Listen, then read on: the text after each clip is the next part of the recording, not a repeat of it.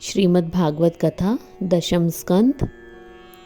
कृष्ण जन्म मथुरा लिया, ब्रजलीला सुखधार, भक्तों की रक्षा करी, पापी कंस पचार। 8वां अध्याय। एक दिन की बात है कि श्री कृष्ण और बलराम जी में आपस में खेलते खेलते किसी बात पर झगड़ा हो गया। उस समय बलराम जी ने श्री कृष्ण जी से कहा, हे कृष्ण, तेरे माँ बाप नहीं है, तुझे तो नंद बाबा मोल लेकर आए थे, इसलिए तुझे हार जीत का दुख ही नहीं होता है। बलराम जी के ऐसे अभद्र वचन सुनकर श्री कृष्ण रोते रोते माँ यशोदा के पास पहुंचकर कहने लगे, मैया मोही दाऊ बहुत खिजायो, मैया मोही दाऊ बहुत खिजायो, मोते कहत मोल किए लियो, तो ही यशुमती कब जायो, मैया मोही दाऊ बहुत खिजायो। गोरे नंद यशोदा गोरी, तू कारो कहाँ से आयो, मैया मोही दाऊ बहुत खिजायो। अतः अब तू मुझे सत्य सत्य बता दे कि तेरे माता पिता कौन हैं।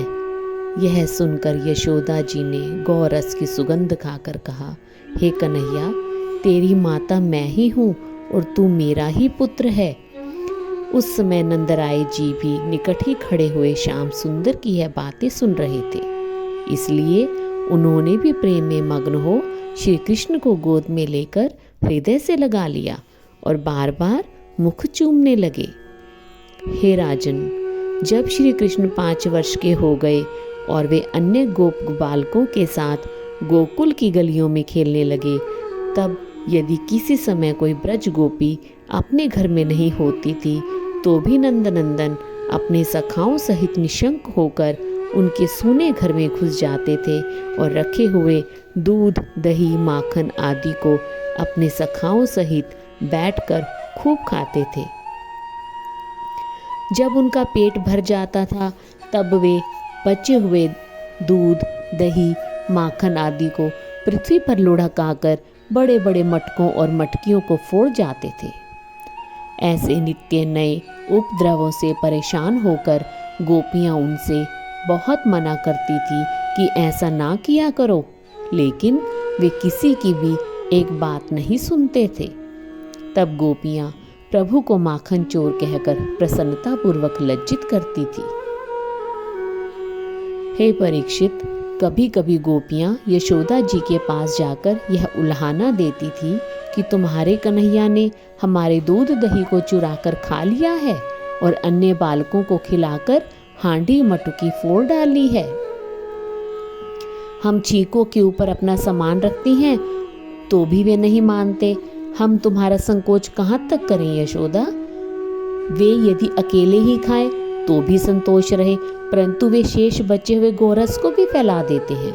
अतः हे यशोदा, तुम अपने कन्हैया को ऐसा करने से रोको। ऐसे अवसरों पर कन्हैया जी बड़ी दीनता का प्रदर्शन करते हुए यशोदा मैया से कहते, हे मैया, ये गोपियां मुझे मिथ्या ही दोष देती हैं। किसी अन्य ग्वाल बाल ने इनका दूध दही खा लिया होगा। इन्हें मेरा नाम लेने की ऐसी आदत पड़ गई है कि आकर मेरी चुगली खाती हैं। हे मैया, तुम ही सोचो कि इनके छींके पर रखी हुई वस्तुएं किस प्रकार से उतारी होंगी। मैं तो अपना घर छोड़कर कभी बाहर निकलता ही नहीं। हे माता, यह सब गोपियां मुझे यमुना तट अथवा घाट बाट से पकड़कर जबरदस्ती अपने घर ले जाती हैं।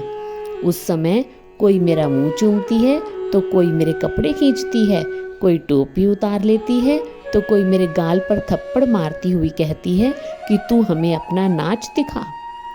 हे मैया, इस प्रकार ये सब मुझे बहुत तंग करती हैं। श्री नंदनंदन की ऐसे मधुर वचन सुनकर यशोदा जी गोपियों की बातों पर विश्वास नहीं करती थी और वे कन्हैया जी को गोद में उठाकर हृदय से लगा लेती थी।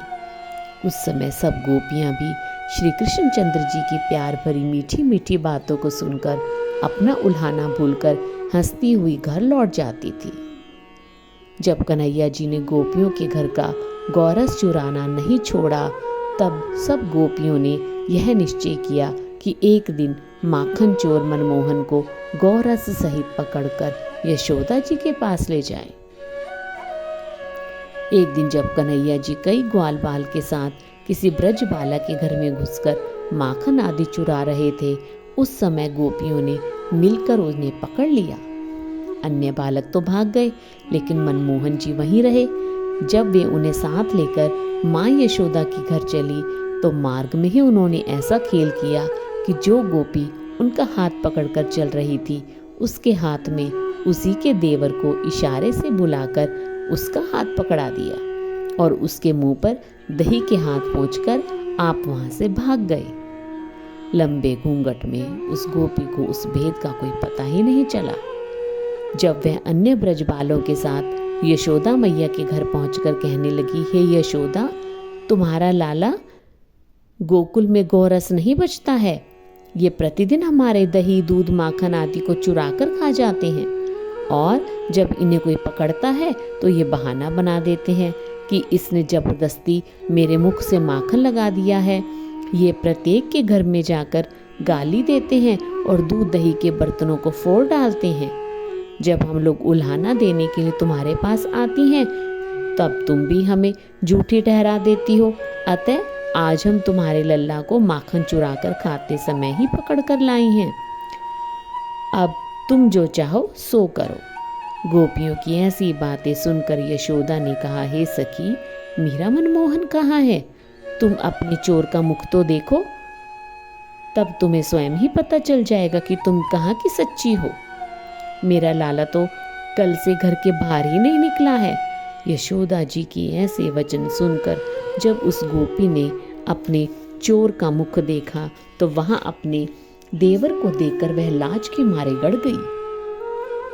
गोपी ने तत्काल हाथ छोड़ दिया। मन ही मन लज्जित होकर कन्हैया जी की चतुराई समझ हंसने लगी। उस समय यशोदा जी ने गोपियों से कहा, हे गोपियों, तुम झूठा दोष क्यों लगाती हो? मेरा कन्हैया तो अभी केवल 6 वर्ष का ही है, अतः वह चोरी करने योग्य नहीं है। गोपियों से इस प्रकार कहकर यशोदा जी ने अपने पुत्र से कहा, अरे माखन की चोरी छोड़, सांवरे मैं समझाऊं तोए। 9 लख धेनु नंद बाबा घर, नित नयो माखन होए। बड़े घरन की राज दुलारी, नाम धरेगी तोए।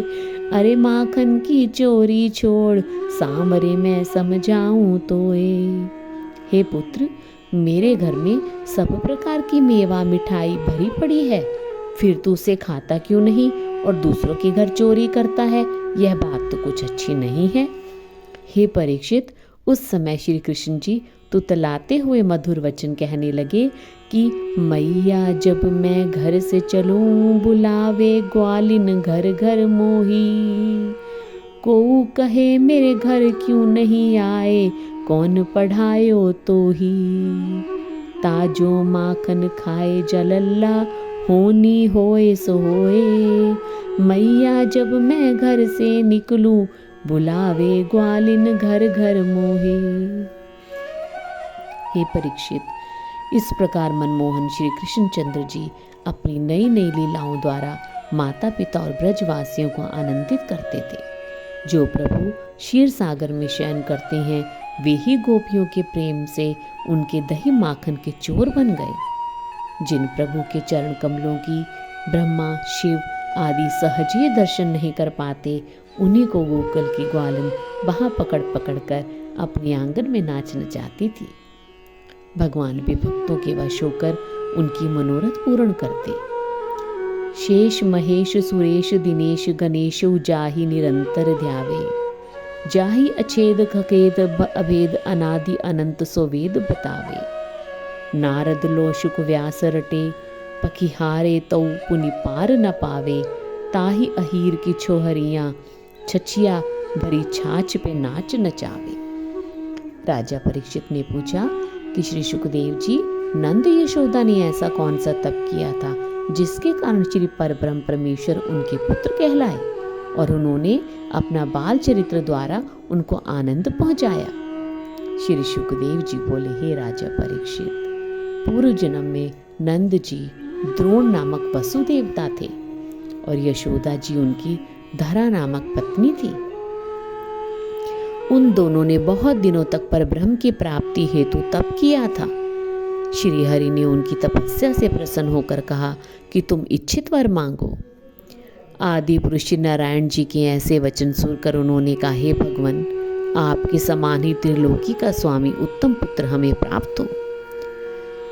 यह सुनकर नारायण ने प्रसन्न होकर कहा, हे तपस्वियों, तुम्हारी इच्छा पूर्ण होगी, परंतु मेरे समान दूसरा अन्य कोई देवता या मनुष्य संसार में नहीं, अतः मैं स्वयं ही तुम्हारे घर आकर निवास करूंगा और अपनी अनेक मनमोहिनी रस भरी बाल लीलाओं से तुम्हें अपूर्व आनंद दूंगा। यद्यपि मेरा जन्म दूसरे परिवार में होगा, परंतु मेरे बाल्यकाल का भरपूर सुख आपको ही प्राप्त होगा। इस प्रकार वरदान देकर प्रभु अंतर ध्यान हो गए। हे राजा परीक्षित, ब्रज में ये द्रोण वसु नाम के तपस्वी ही नंद जी हैं और उनकी तपस्विनी पत्नी धरा देवी श्री यशोदा जी के रूप में जन्म लेकर प्रकट हुई है। इति श्री 8वां अध्याय समाप्त। जय